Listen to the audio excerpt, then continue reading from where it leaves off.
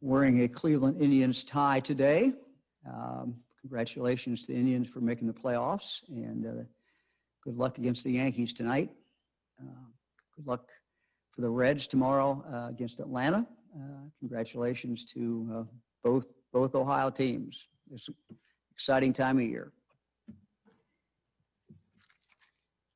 I want to start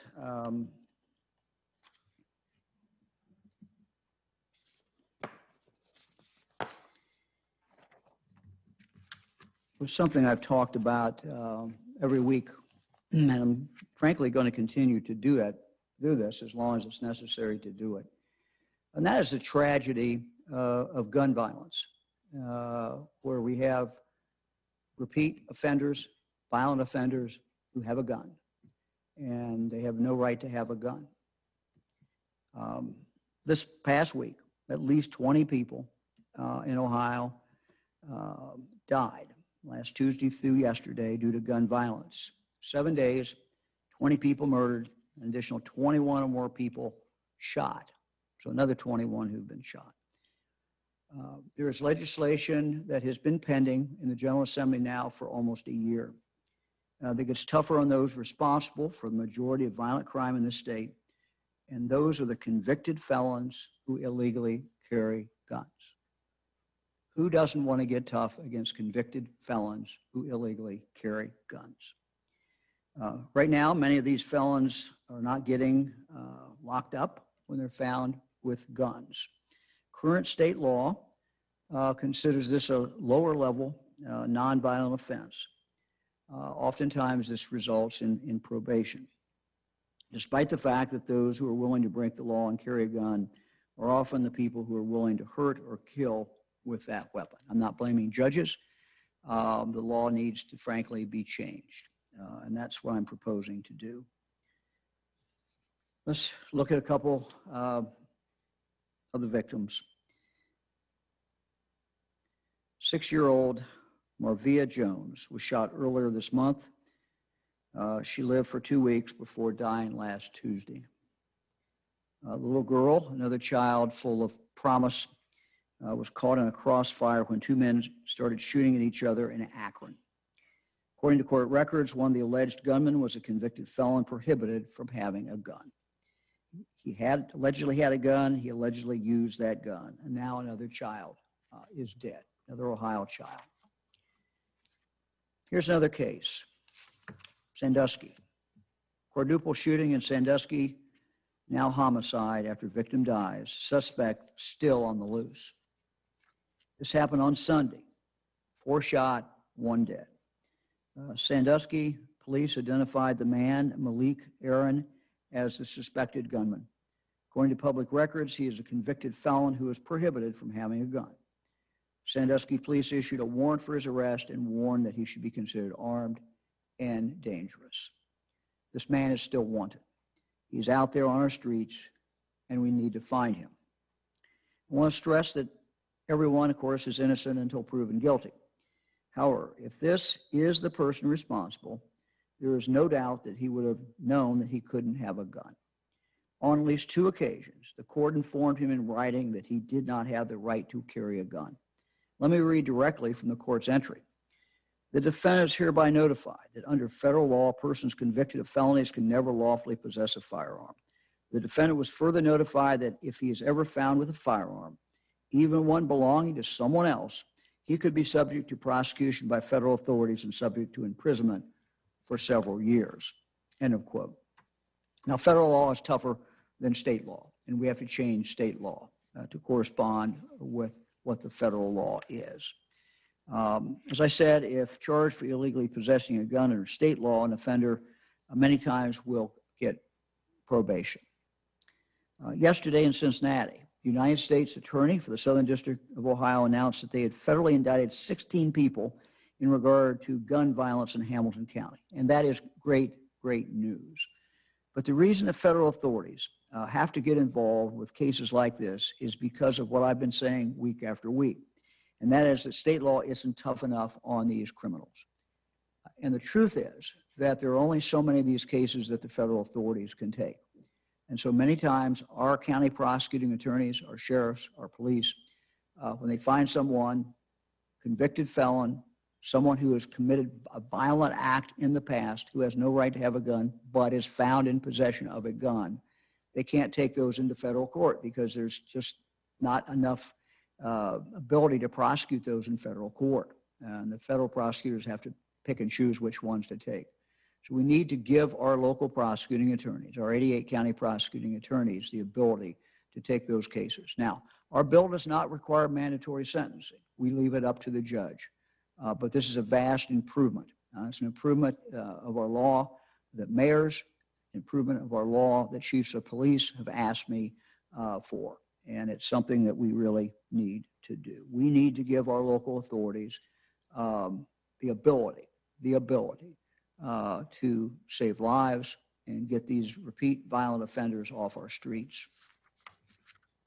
Eric, let's go to the data for today. Today we're reporting 1,105 new cases in Ohio.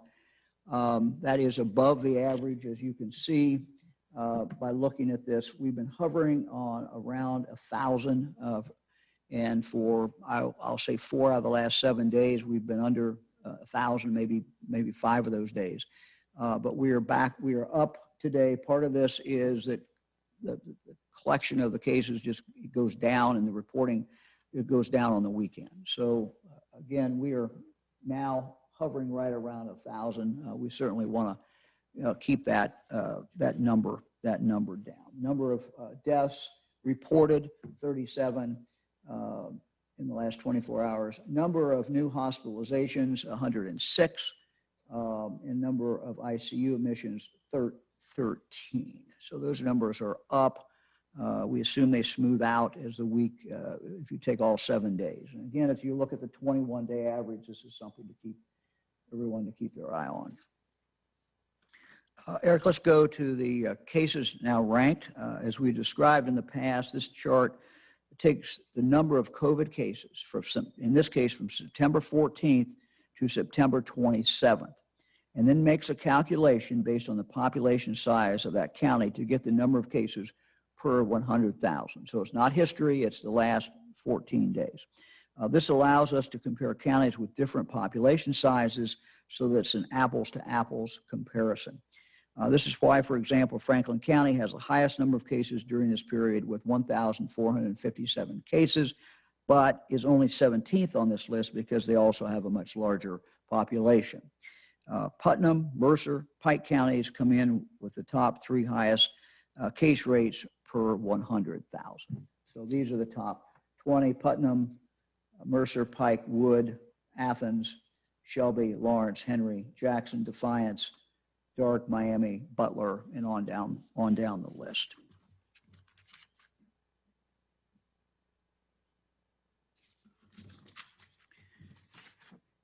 And what you see behind me now is the entire list of all 88 counties. And again, we'll talk more about this on Thursday when we give you an update on the color code. But this ranking that you're looking at now is just one other way to look at it. The color code is more focused on hospitalization and health use with some early indicators built into it. The data you're looking at now is just straight numbers, just straight how many cases in the last 14 days. I want to share a couple of stories I've heard during the past several weeks about the virus spread. Every Monday, 7:15 in the morning, we get on the phone with all our 113 health departments around the state, and they tell us, what they're seeing on the ground. One example happened in one of our larger counties, involved a group of 21 co-workers who got together 2 weeks ago. It's a group, someone in that group had COVID-19, didn't know it. Now, sadly, 12 people have tested positive, 9 additional co-workers, and 3 family members of those co-workers. So again, what we're seeing many times is not what occurs necessarily directly in business or what occurs in classrooms, but rather what occurs as people just get together. And we just, alert everyone to please be very careful about that. Here is another story. I learned of another story in my call with the local health commissioners. I wanted to share it. Very sad story. On August 28th, a family in a more rural county had a wedding. As a result of that wedding, 11 people tested positive. The bride and groom both got sick, so did parents, and so did grandparents. A couple of weeks after the wedding, one of the grandfathers of the couple tragically passed away. We tell these stories not because we want to tell them, and we don't want to, inflict more pain on anyone. It's just a heartbreaking situation. But we tell them so that other families won't have the same heartbreak. This just occurs when people are getting together in groups and you're with friends or with family, and people just let their guard down, and it just happens. Last week, I said we would provide an update on our wastewater monitoring project.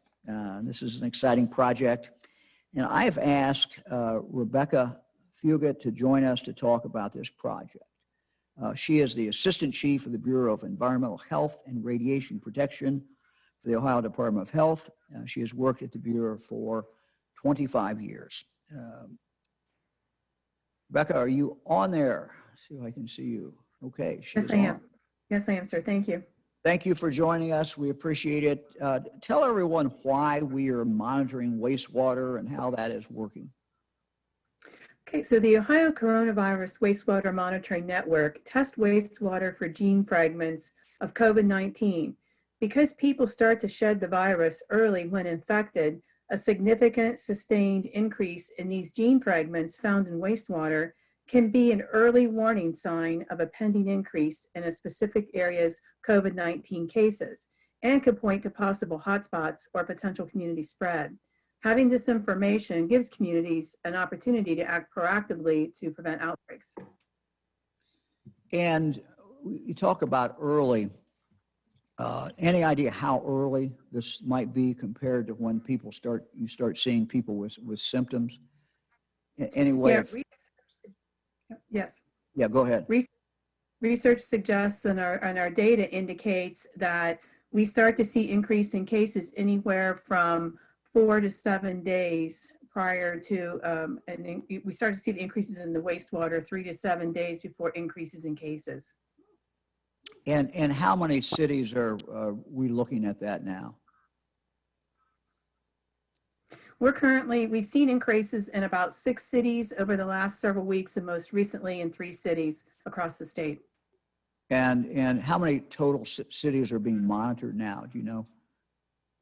We're currently monitoring 36 cities, and we plan on increasing an additional 25 cities within the next month. You and I talked earlier today, and you told me that this is kind of a work in progress, and that you're not only are you warning cities or communities when you see something, but we're trying to learn some things as well. Can you talk a little bit about what we know, maybe what we don't know yet, and what we're trying to learn? Well, what we're trying to do is we're monitoring the viral gene copies that we're seeing in the wastewater, and we're just starting to begin to compare that to case data within communities so that we can confirm that we do in fact see this viral gene data as a leading indicator of disease. So we're closely monitoring the results that we're seeing across our state. We are monitoring a number of sites biweekly now. We'll be moving to monitoring all of our sites biweekly so that we are able to provide that 3 to 7 day leading indicator of disease. And then when we see this information, when we see increases, we alert health officials and utilities of any sustained upticks in their communities. And we've provided a toolkit that helps inform the public, and we're coordinating to help offer pop-up testing and contact tracing support for those communities. Just most recently, we've worked with several local health districts to do this. And what districts have you worked with? I think you told me Mansfield, Akron. Yes. As well as Lucas County as well. You want to just tell us a little bit about that? Sure. The Toledo-Lucas County Health Department has a pop-up testing event planned and has notified the community through a press release about the increases in their wastewater data. We've most recently worked with the Richland County Health District. They've issued a press release today regarding increases observed in Mansfield following the Labor Day weekend. The increase in gene fragments in the wastewater was observed about 5 to 7 days before we saw increases in the community.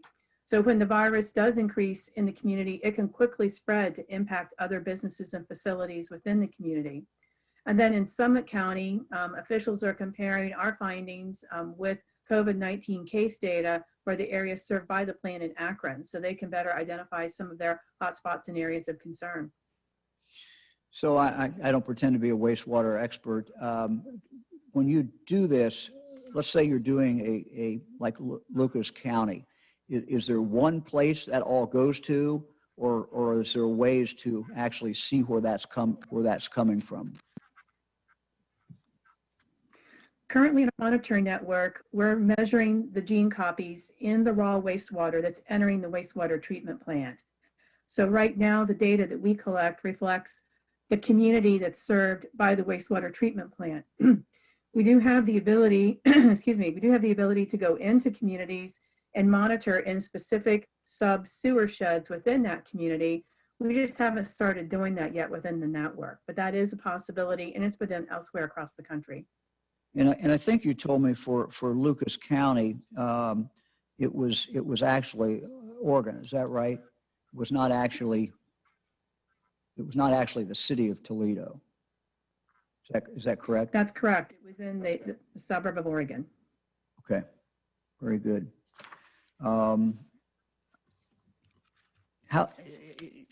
As we move forward, are you going to expand the number of sites? Yes, we currently have 36 sites that we're monitoring at, and we'll be adding an additional 25 sites in the coming month. Okay. All right. We look forward to hearing more and learning more. Thank you very much. We appreciate it, you being on. Thank you for having me. Thank you. Our Ohio Department of Rehabilitation and Correction also recently began conducting wastewater monitoring at Ohio's prisons. We've talked many times about how challenging it can be to prevent spread in any congregate setting, such as a prison, where a positive case in one person can certainly have a ripple effect. Director Annette Chambers-Smith is here with us on Skype this afternoon to talk about how they're using wastewater data to help them, and really also kind of give a report on COVID in Ohio prisons and what the department is doing about that. Director, thanks for joining us. Good afternoon. Yes, we have been interested in wastewater since about June. In fact, one of the deputy directors came in with a newspaper article and was like, hey, there's this wastewater thing. And we went to OSU's environmental health area and said, you know, is this credible? Should we be using it? And started researching it. At the same time, the US EPA came to us and asked to conduct a study. And so we said, sure, we would love that. So they started in June collecting wastewater at one prison. And then a short time later, OSU started collecting wastewater numbers in 3 prisons. And what we saw was some correlation to what was going on in the prison, as Rebecca just mentioned. So we decided to test every prison every week. And we've been doing that since the first week of September. And what we're finding is there's a relationship between what's going on in the prison and the wastewater, and the early warning aspect of it does appear to be happening for us. I don't think we all have enough data right now to say conclusively exactly how many days it is, but yes, it looks like it's about 7 days. And that's precious time for us to plan. So we use it as an early warning system, and so far we've been using it to do things like decide how many cohorts can be together, whether or not we're going to have visiting, just a whole host of decisions that are made that can make the prison safer if COVID is going to be coming there. But now I'm putting out an executive order that will require staff to be tested when certain indicators like positivity of staff, positivity of the incarcerated adults, or the wastewater indicators show that there's a problem with COVID in that prison. We would not require testing if there's not any indicators, but if there is, and wastewater is a leading indicator that happens before hospitalizations, before the cases come through testing, that would help us control things, because we know that COVID comes into prisons from the outside, but once it gets in there, it's very difficult to stop it. So requiring staff to test at the point where we know that that would be useful, that's what the executive order is about. And then every other prison will always have staff being able to do voluntary testing. So we're going to start the mandatory testing on October 6th at only those sites that trigger, you know, these indicators. And wastewater is definitely an important one because it is the only one that's really a leading indicator. And you want to tell us a little bit about what the protocol, you told me a moment ago about what you're announcing today, but what's been the protocol as far as testing? How do you do that? So in the past, we've tried several different methods of voluntary testing, such as having the National Guard help us test on site in the parking lot, setting up contracts with local hospitals near the prison. So since the beginning of COVID, we've had different ways for our staff to test, as well as they can take advantage of any of the testing that goes on in the community. But to be frank with you, when we have a staffing shortage and people are working double shifts, the last thing they're trying to do is go somewhere in the community and get a test, or if they have to work their days off. I mean, we have a very hardworking staff. They've been doing great work, and what we want to do is bring the testing to the facility all the time so they can get it while they're on duty. They don't have to miss a beat or take any of their personal time to do it.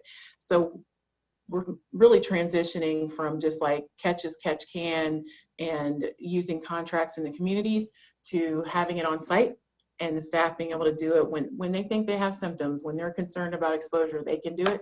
And then also if we have a problem, we'll require it.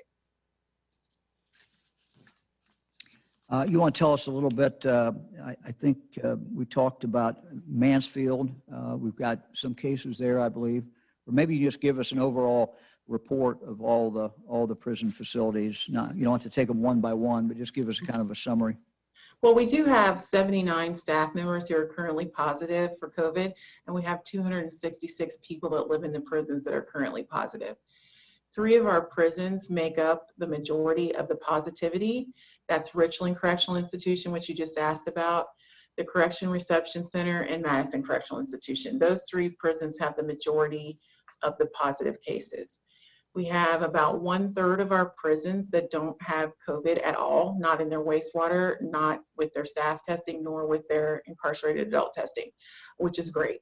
And then, you know, the next thing we're going to be doing is flu shots. So we want to make sure that our staff and our incarcerated adults are vaccinated so that we don't have to use resources or have additional people sick in confusing flu symptoms with COVID symptoms. We don't want to be fighting on all fronts, so we're going to really try to make vaccinations accessible. Again, we'll do those on site for our staff.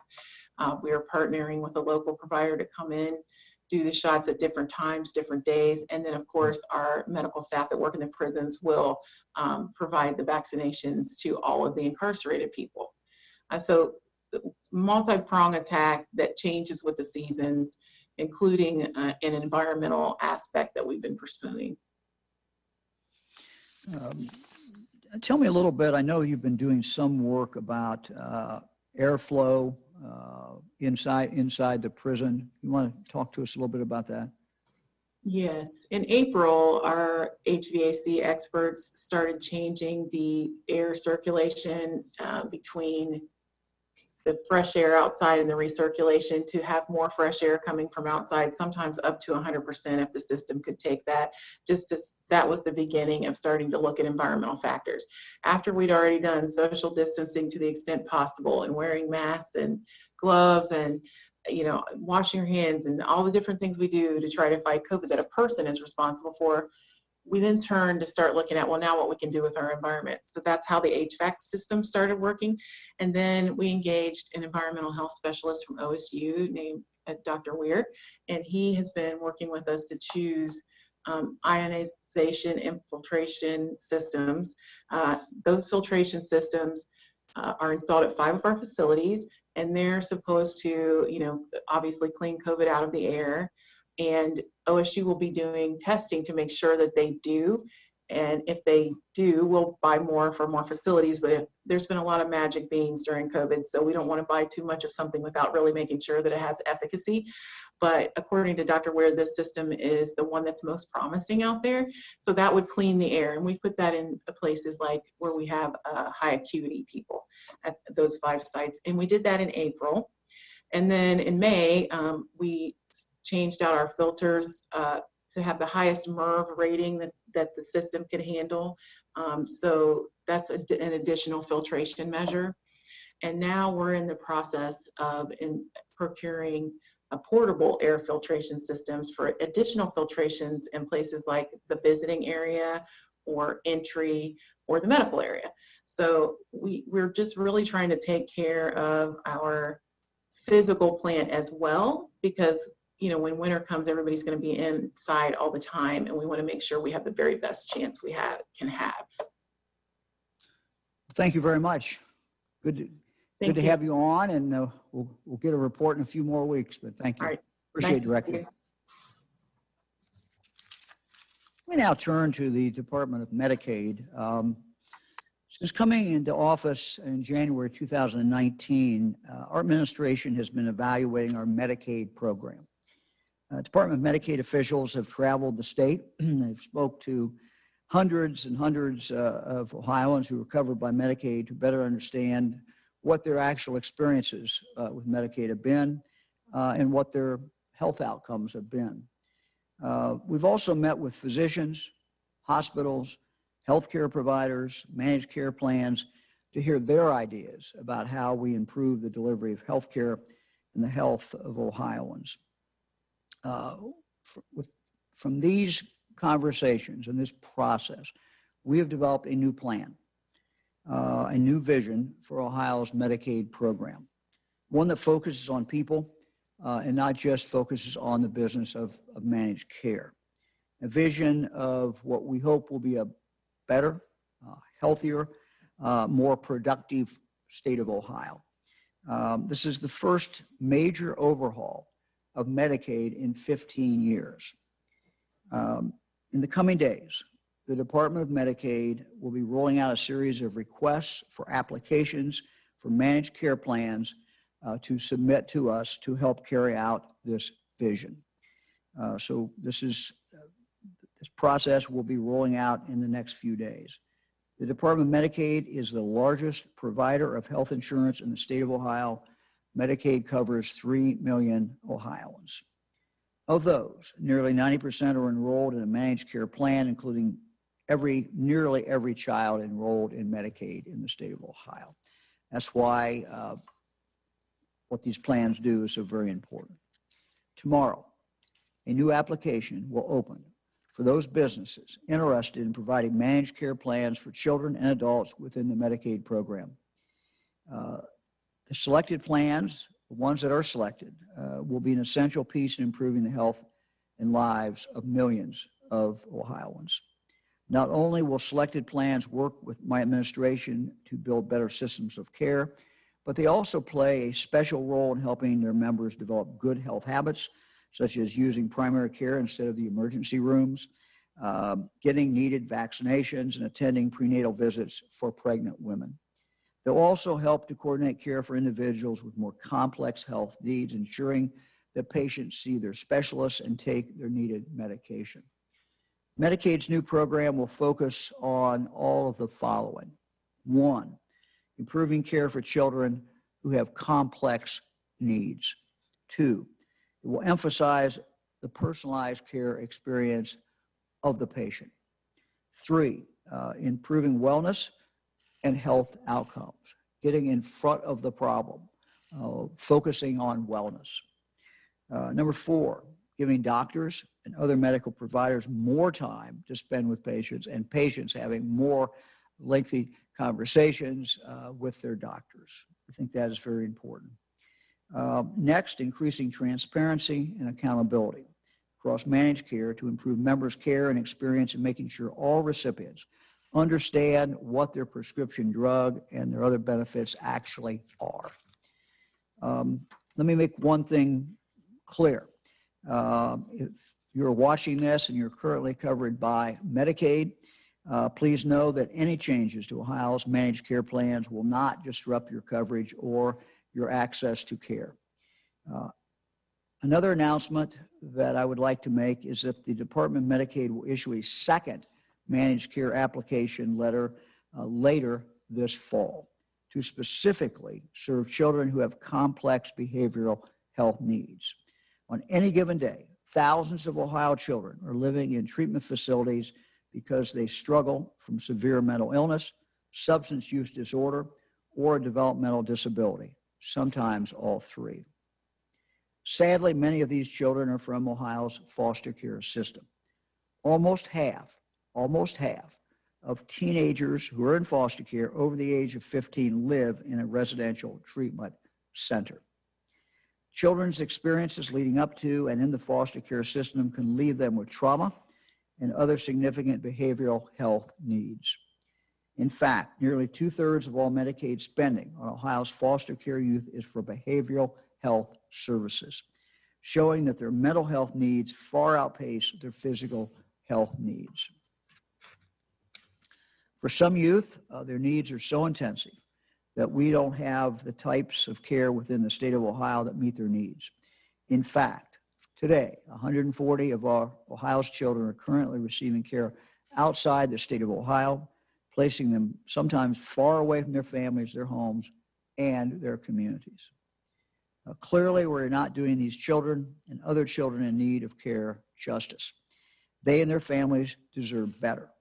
Our new managed care program for these children, which we are calling Ohio RISE, R-I-S-E, will work to build up evidence-based care coordination and behavioral health programs throughout the state, ensuring access for more children and better outcomes for those children. We certainly will not see changes overnight. This is a process, but we begin that process today. And I'm confident that these new programs will help to make Ohio a healthier, more vibrant state. Last week, the Ohio Hospital Association launched a new public awareness ad campaign, encouraging Ohioans to do the right thing to prevent the spread of COVID-19. So we thank the Ohio Hospital Association for doing that. These public service announcements are airing throughout the state right now on both TV and on radio. Both feature Ohioans who are COVID-19 survivors. The first is from Cleveland State University women's basketball coach, Chris Kilsmeyer. Eric, let's take a look at the video. I was fatigued, just like every other basketball coach in March, but didn't think about getting sick. I woke up one night with the worst pains and chills I'd ever experienced. I tested positive for coronavirus and immediately self-quarantined. I got worse and worse and checked into the hospital. Multiple times I said, I don't want to die. We know what works. We know how to fight this, but it's going to take all of us doing the right thing every single day.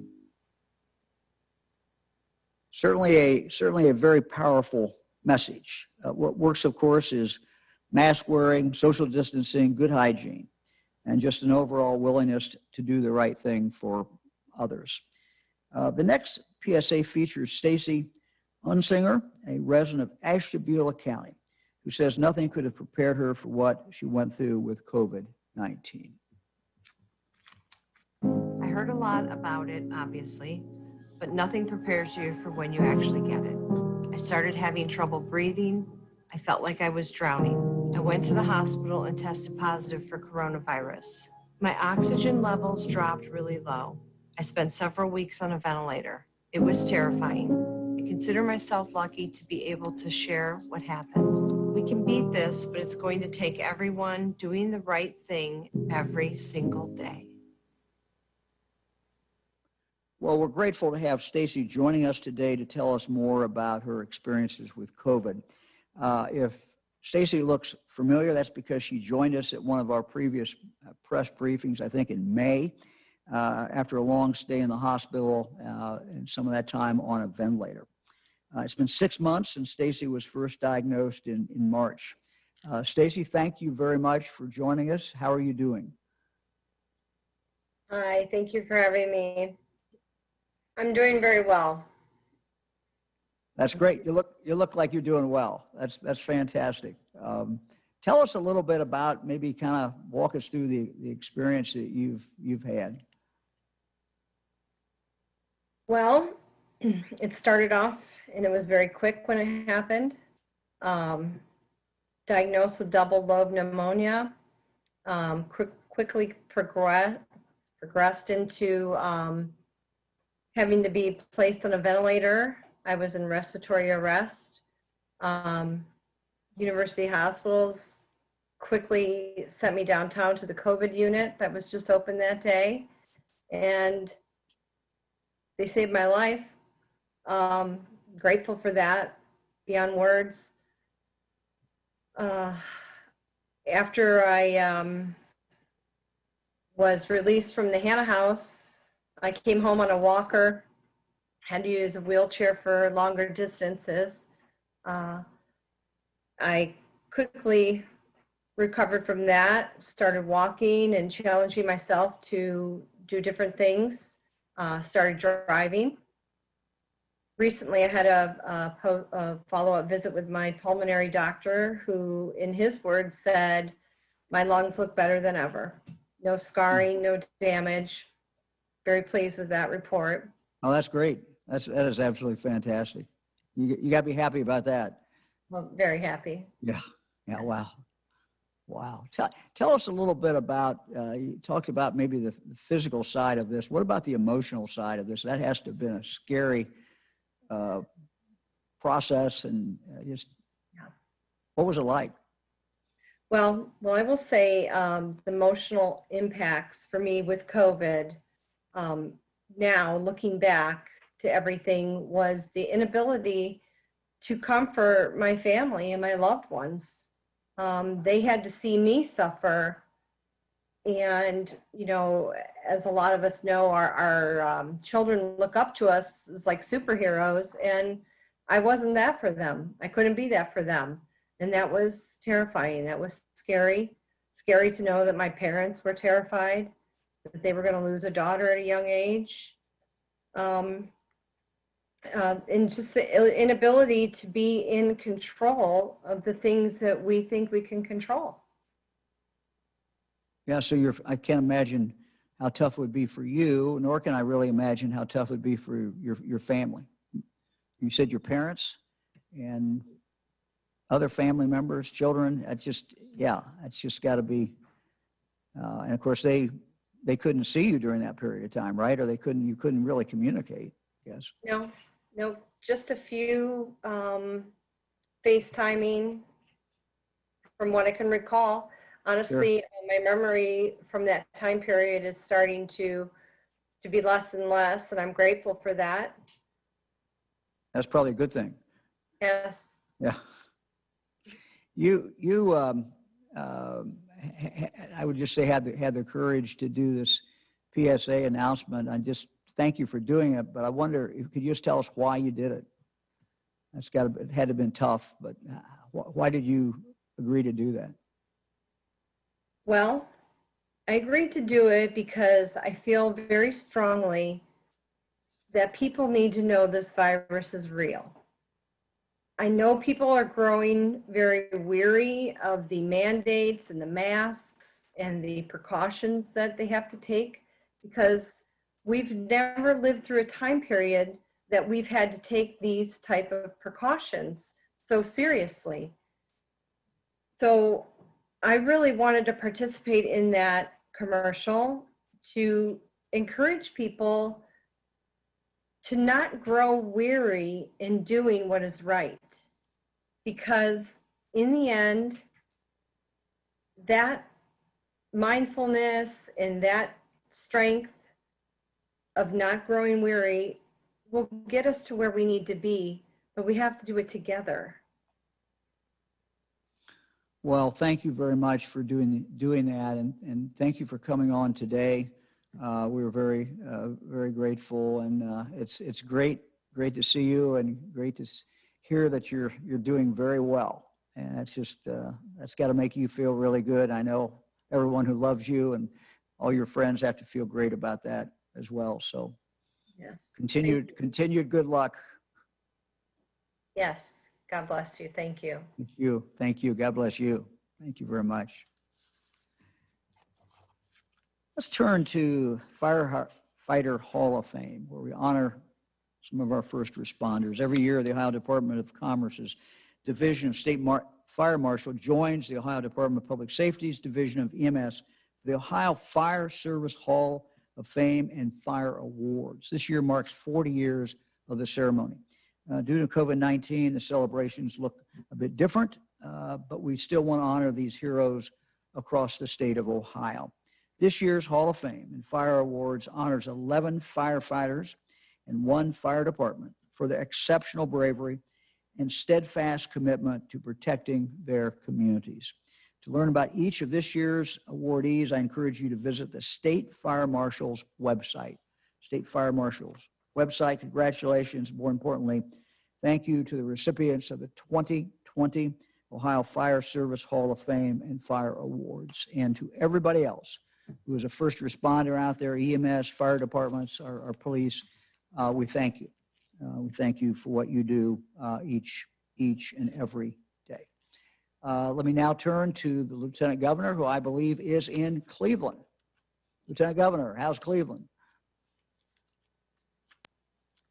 Governor, can you hear me? I'm doing great. I appreciate the Cleveland Clinic hosting me today. That's where I am for the news conference. It is indeed a big day in Cleveland. You mentioned the Indians and the Yankees playing baseball tonight. There's another little thing that's catching some national attention, probably some global attention, the presidential debate, which will be held at the Cleveland Clinic, and I will be there for that. So it is indeed a big day in Cleveland. I appreciate the clinic hosting me for the news conference. A couple things. First of all, I've had some questions about this, about prevalence testing. There was a study that we did back in July that will help assess how many people we estimate have had COVID and how many people had it during the course of that testing. We will give an update on that on Thursday, so you can plan for that to come out on Thursday. I just wanted to respond to some questions that I know people have in anticipation of that information being released. A couple of workforce-related issues starting out.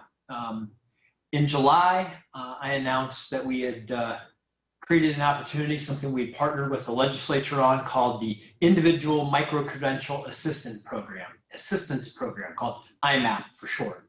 This program reimburses training providers up to $3,000 each for completed technology-focused credentials, and we will reimburse up to $250,000 per provider. Today, what I am announcing is the opportunity for Ohioans who are low income, partially employed, or totally unemployed to access training through IMAP at no cost.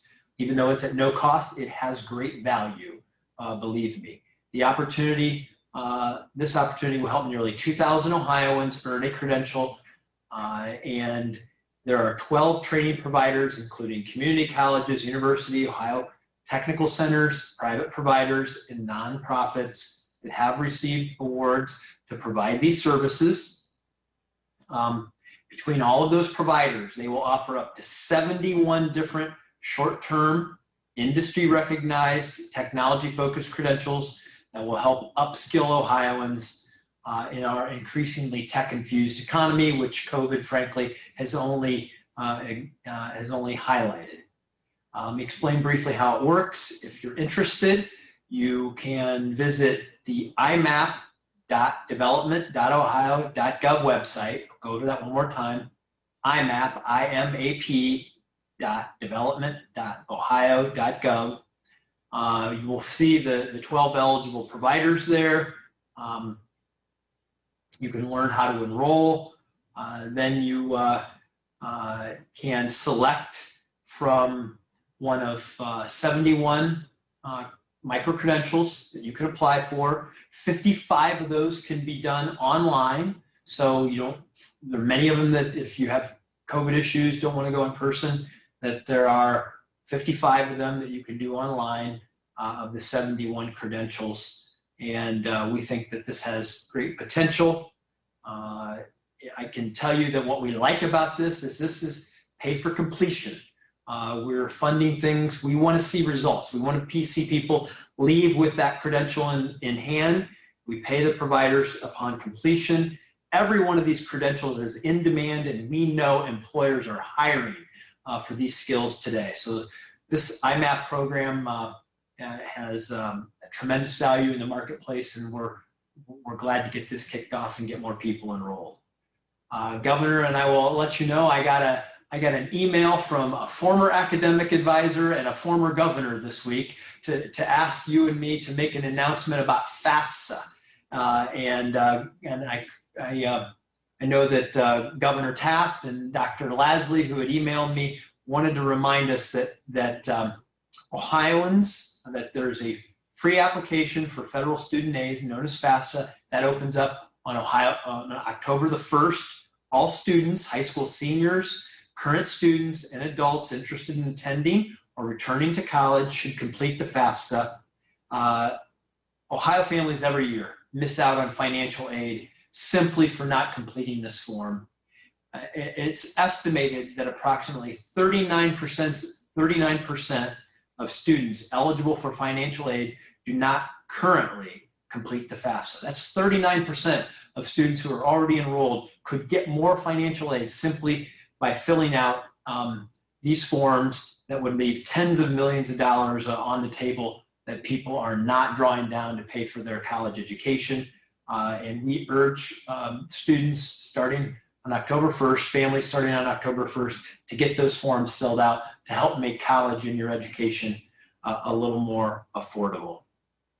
And then finally, Governor, I know that COVID is a state-led response. Every state, all 50 states, doing things a little bit differently because we have to have state-level strategies. And I know we often ask ourselves, how do we compare? What are other states doing? How do we compare to other states? And there were a couple of national media stories yesterday that came out that I thought provided a great perspective on where things stand from both an economic point of view and a health point of view, and how Ohio fits into that. First article was a Reuters story that led with the headline, "Positive COVID-19 test rates top 25% in some Midwest states." So the Midwest and a lot of Midwestern states seem to see an uptick during the past few weeks. It highlighted in this article, North Dakota's positive test rate has averaged 30% over the past 7 days compared to 6% just the prior week. And the positivity rate has risen to 26% in South Dakota, up from 17% in the previous week, according to analysis done by the COVID Tracking Project.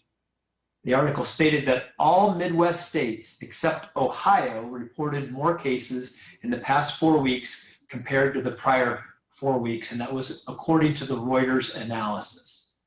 Also yesterday, on the economic front, Moody's Analytics and CNN Business released a back to normal index. This is an economic index, which is comprised of 37 national and 7 state level indicators. And the index ranges from 0, representing no economic activity, to 100%, meaning that they had reached back, they had returned to pre-pandemic levels in March. Ohio received a score of 88. We were ranked 10th in the country for the economic recovery. These were led by Maine at 96, North Dakota at 92, Nebraska, Rhode Island, and New Hampshire at 90, Wyoming, Idaho at 89, and then Connecticut, Michigan, and Ohio all at 88. If you'll notice from those 10 states, only 2 of them are really large, states with a lot of urban areas. That would be Michigan and Ohio. The links to these articles are on the social, on all of our social media pages. I wanted to get that out there because, we always want to know how we're working as it relates to other states. And while nothing is permanent, we know that with COVID, and much work remains on both fronts, on economic and health front. Well, we have made progress, and Ohioans they should feel good about the fact that they've done this, that that they have done a good job. And for many months now, we've talked about learning to live with COVID in our lives and protecting our lives and livelihoods. And the data in these two articles I believe shows that Ohioans have hit that balance pretty well. We know we always push every day, and I know you lead this, Governor. It's like we want to get better on all of these fronts. But I do want Ohioans to just know that we appreciate how much they are sacrificing, how much they are getting this right on many occasions. And